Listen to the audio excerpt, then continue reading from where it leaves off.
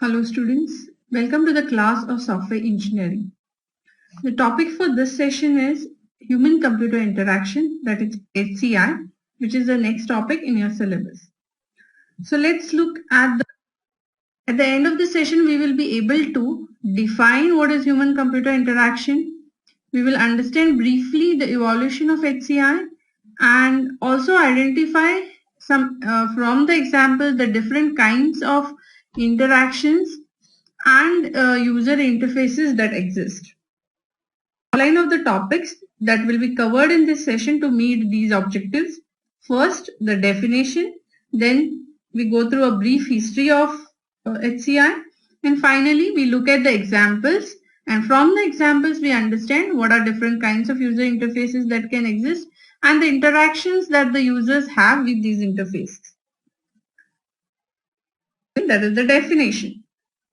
Now if you search for the definition of human-computer interaction on internet, you'll find many definitions, many different ones, all explaining the same thing. But here I have chosen the most simplest one to begin with.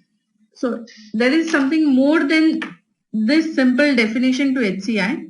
But here I am not taking up at this instance because we just need to first understand the basics and then we will move on to the other higher level concepts.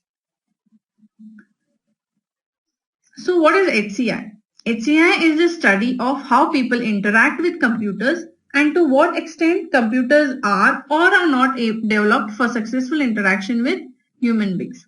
So it deals with the interaction that the user have with computers and how easy or how much easy it is for the people to interact with the computer through the interactions on the interfaces.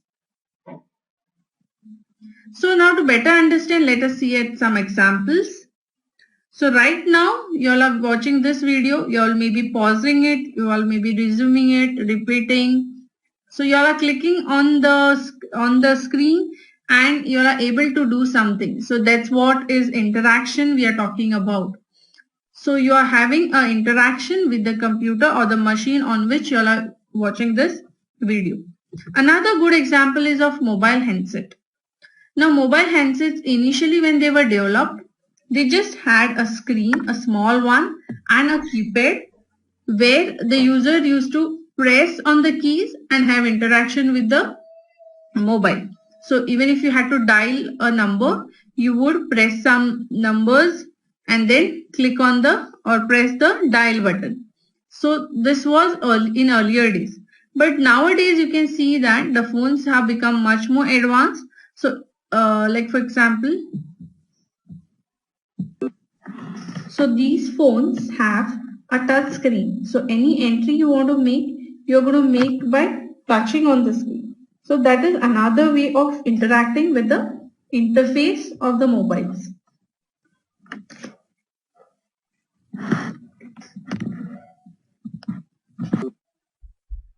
Now that we have looked at some examples, let's go and watch some examples and so what I'm going to do now is play a video. Your job is to carefully watch it and then observe the examples there given and identify the different user interfaces that are there and the interactions that are taking place between the user and the device. Another thing to notice, at the beginning some definition is given followed by a brief history of HCI. So you'll just watch this and come back.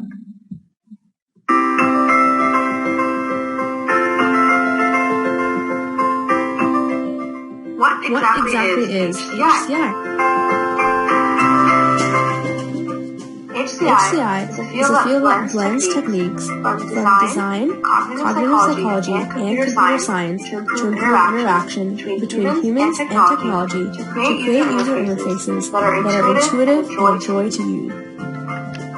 One of the first user interfaces is paper punched cards.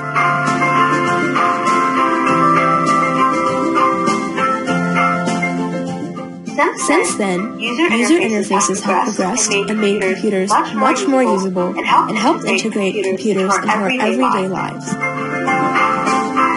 Today, HCI is focused on natural computer interaction, or NUI.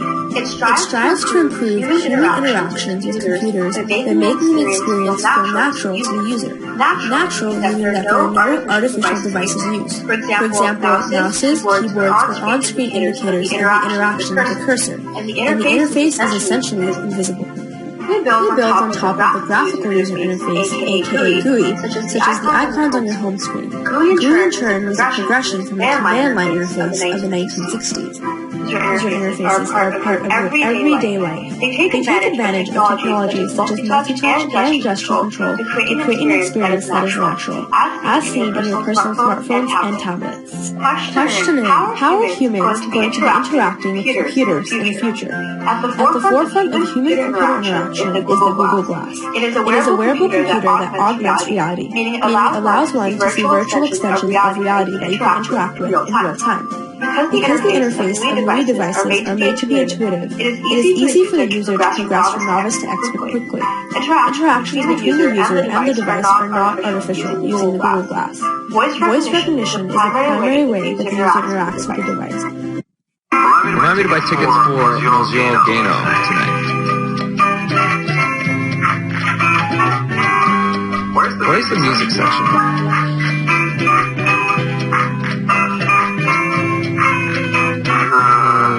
Oh, yes, this is it. All here yet?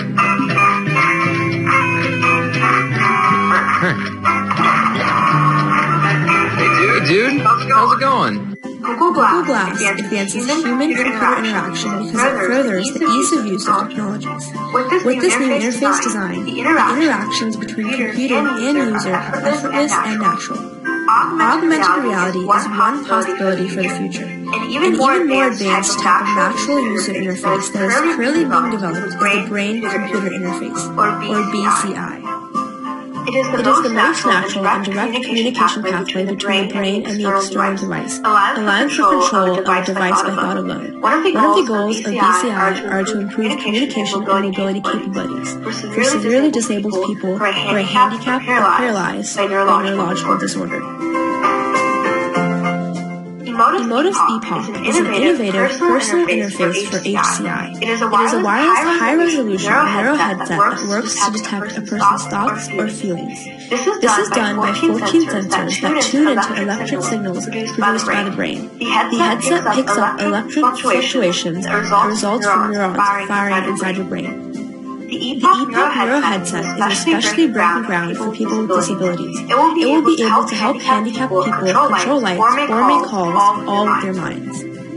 Mindtunes headed a project where 3 physically disabled musicians used the Epoch headsets to create a song using only their minds. They turned emotions into brainwaves, into sound waves, into music.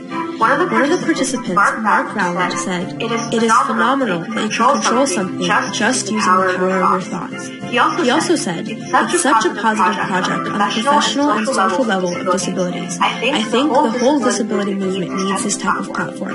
Another participant, Andy Walker, said, "For a man who is paralyzed, you could feel so much going on through your body." New HCI systems are emerging that differ from traditional physical interfaces. The trends of future HCI include focusing on incorporating other human senses into interactions and a shift in the purpose of the technology.